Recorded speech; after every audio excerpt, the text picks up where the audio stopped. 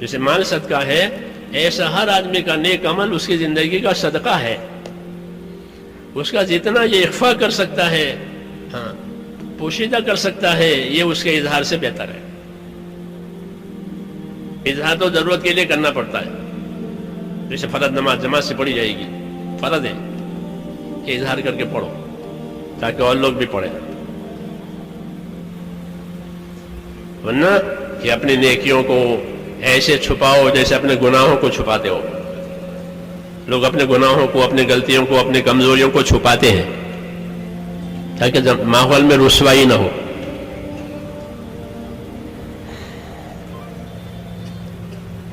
تو یہ کام صرف شوق پورا کرنے کا نہیں ہے، یہ تو ذمہ داری پورا کرنے کا کام ہے. اور ذمہ داری بھی امانت داری سے. ذمہ داری پورا کرنے کا کام ہے. اور ذمہ داری کیسے پوری جائے گی؟ پوری امانت داری سے. جب ذمہ داریوں کو امانت داری سے پورا کیا جائے گا تو یہ اللہ سے قریب ہو جائیں گے. ان کی خدمت، ان کی اطاعت، ان کی قربانی وزندار ہو جائے گی. کیوں کہ اپنی ذمہ داری کو پوری امانت داری سے ادا کیا ہے. رسول صلی اللہ علیہ وسلم نے ایک سفر کیا، واپسی میں یا جاتے ہوئے ایک جگہ قیام ہوا، جنگل میں پڑاؤ، قافلے کا وہاں پڑاؤ ہوا. جگہ خطرے کی تھی، چاروں طرف ماحول خطرناک تھا، دشمنوں کا ماحول تھا. حضور صلی اللہ علیہ وسلم نے تقاضا رکھا کہ آج کی رات چوکیداری کون کرے گا؟ چوکیداری بھی ہمارے کام کا ایک حصہ ہے. جیسے آپ چوکیداری کرتے ہیں، سامانوں کی، مالوں کی، ہمارے ساتھی چوکیداری کرتے ہیں. یہ بھی ایک محنت ہے اور اس کی بڑی فضیلت ہے چوکیداری کی حدیثوں میں. تو فرمایا من یحرسنا اللیلہ، آج کی رات چوکیداری کون کرے گا؟ مشکل جگہ تھی، انصاری آ گئے تیار ہو کر. انصار مدینہ کی یہ خصوصیت تھی کہ مشکل کاموں کو اپنے ذمے لیتے تھے. مشکل کام یہ نہیں کہ عزت کے کام، شہرت کے کام، آسان کام کہ نہ، جو کام کٹھن ہو وہ اس کو لیتے تھے. یہ ان کا مزاج تھا. یہ سماج دین کے کام کرنے والوں کے لیے سبق ہے. کٹھن کام اپنے ذمے لو، طبیعت اطاعت کی بنے گی اور کام ہو جائے گا. مشکل کام، اعزازی کام نہیں، یہ کام اعزازی نہیں ہے. حضور نے فرمایا انصار مدینہ کو میں جانتا ہوں کہ ان کا مزاج ہے. انصار سے کہا تمہارا مزاج ہے، میں تمہیں جانتا ہوں کہ تمہارا مزاج یہ ہے کہ تکثرون عند الفزع وتقلون عند الطمع. کہ کوئی کٹھن کام ہوتا ہے، مشکل معاملہ ہوتا ہے تو اس کو ادا کرنے کے لیے اور پورا کرنے کے لیے تم سب سمیٹ کر کے آ جاتے ہو کہ اس کے لیے ہم حاضر ہیں، بتائیے کیا کرانا ہے. یہ وفاداروں کی شان ہے. یہ شان وفاداروں کی ہے، ہاں کہ ہم وفادار ہیں. تو فرمایا کٹھن کام یہ اپنے ذمے لیتے ہیں. اور کوئی میٹھا معاملہ ہوا، ملائم معاملہ ہوا تو چھوڑ دیتے ہیں. یہ میٹھا معاملہ ہے، ملائم معاملہ ہے، کوئی اور کر لے گا. بحرین سے مال آیا، پوچھا کیا کرنا ہے اس کو؟ انسان نے عرض کیا کوئی بات نہیں ہے، مہاجرین کو دے دیجئے.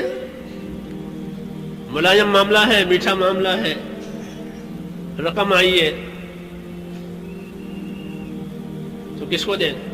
مہاجرین کو دے رہے ہیں. اور خندق کھودنی ہے تو کہ اس کے لیے ہم ہیں.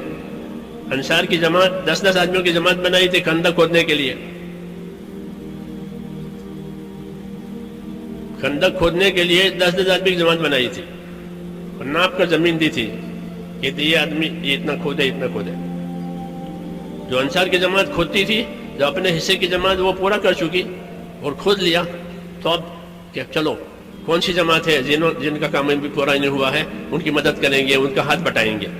یہ نہیں کہ ہماری زمانے تو ہم نے کام کر لیا. یہ کٹھن کام اپنے ذمے لیتے تھے.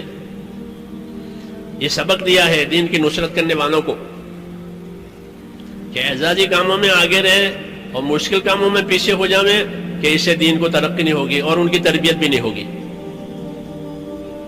دونوں باتیں نہیں ہوگی کہ ان کی ترقی بھی نہیں ہوگی اور تربیت بھی نہیں ہوگی. کیوں کہ سہولت سے کرتے ہیں, سہولت دیکھتے ہیں, سہولتیں کریں کہ ایسا نہیں, عزیمت سے کریں پھر اللہ کی مدد آئے گی. تو وہ میرا قصہ کہ حضور نے فرمایا آج کی رات چوکی داری کون کرے گا؟ تو انصاری آ گئے کہ جی میں کروں گا چوکی داری. فرمایا اچھی بات ہے, تم سوار ہو کر آؤ میرے پاس. پھر گھوڑے پر سوار ہو کر پھر حاضر ہوئے. پھر وہ آپ نے بتایا یہ جگہ ہے کہ یہاں چوکی داری کرنی ضروری ہے, یہاں نگرانی کرنی ضروری ہے. جب جگہ بتا دی کہ اس جگہ سے ہوشیار رہنا, جاؤ, ہدایت دے دی. چلے گئے. رات گزر گئی. صبح کی نماز کا وقت آیا تو جناب رسول اللہ صلی اللہ علیہ وسلم لوگوں کو نماز پڑھانے کے لیے تشریف لائے. آپ نے لوگوں سے پوچھا تمہارے سوار کا کیا حال ہے, کوئی خبر ہے؟ لوگوں نے کہا ہمارے پاس تو ابھی ہمارے سوار کی کوئی خبر آئی نہیں ہے, بس وہ رات کو گئے ہیں. پھر آپ نے نماز پڑھائی. نماز سے فارغ ہونے کے بعد فرمایا کہ تمہارا سوار آنے ہی والا ہے. اتنے میں وہ جھاڑیوں میں سے آتا ہوا نظر آیا, جنگل میں سے, اور آ کر کے سامنے کھڑا ہو گیا سلام کر کے. حضور صلی اللہ علیہ وسلم نے پوچھا, کیا پوچھا؟ یہ نہیں پوچھا خیریت ہے, رات کیسی گزری, یہ نہیں پوچھا. تربیت کی باتیں ہوتی ہیں. یہ پوچھا کہ یہ بتاؤ رات کو اپنے گھوڑے پر سے اترے تھے؟ یہ پوچھا. حل نزلتا, رات گھوڑے پر سے اترے تھے؟ عرض کیا بالکل نہیں اترا, ساری رات چکر دیتا رہا. نماز کا وقت آیا, صبح کی نماز کا وقت, اس کے لیے اترا تھا. پیشاب کی حاجت ہوئی تھی, اس کے لیے اترا تھا. باقی پوری رات اپنے گھوڑے پر رہا اور اپنے کام میں مشغول رہا. یہ کارگزاری دی. جب انہوں نے یہ کارگزاری دی تو کیا جواب ملا؟ کارگزاری کے جواب میں یہ ملا قد اوجبتا, آپ نے اپنی جنت واجب کر دی, جاؤ.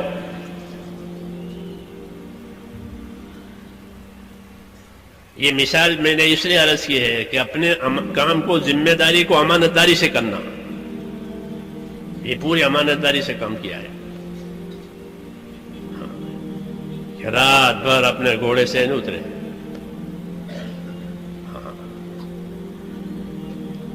یہ عظمت کہلاتی ہے کہ اللہ کے کام کی عظمت, اس کے حدود قیود کی حفاظت. اس لیے ایک ہی رات میں اتنا انعام مل گیا کہ آپ نے اپنی جنت واجب کر لی. یہ سبق ہوتے ہیں ہمارے اللہ کے کام کو کہ پوری امانت داری کے ساتھ, پوری ذمہ داری کے ساتھ کیا جائے گا. کوئی دیکھے نہ دیکھے, کوئی پوچھے نہ پوچھے. کہ اللہ تعالیٰ بندوں کے اعمال کو خود دیکھنے والے ہیں. قُلْ اعْمَلُوا فَسَيَرَى اللَّهُ عَمَلَكُمْ, کام کرو اللہ تمہارے کام کو دیکھے گا. حساب کتاب اللہ کے ہاتھ میں ہے. اس لیے اللہ تعالیٰ کا دین, کہ اللہ تعالیٰ کا دین امانت ہے. ایمان دیا ہے تاکہ اس امانت کو ایمانداری سے ادا کریں. اس لیے اللہ نے ہم کو ایمان کی دولت دی ہے کہ ایمان ہی ایسی چیز ہے جو امانت داری سے کام کرواوے. ایمان ہی ایسی چیز ہے جو اللہ سے ڈرا کے کام کرواوے. ایمان ہی ایسی چیز ہے کہ کسی کے بھلے برے کہنے کی پرواہ نہ کرے کہ کوئی کچھ بھی کہے, یہ کوئی بات نہیں. میں تو اللہ کا کام کرنا ہے, اللہ کے دین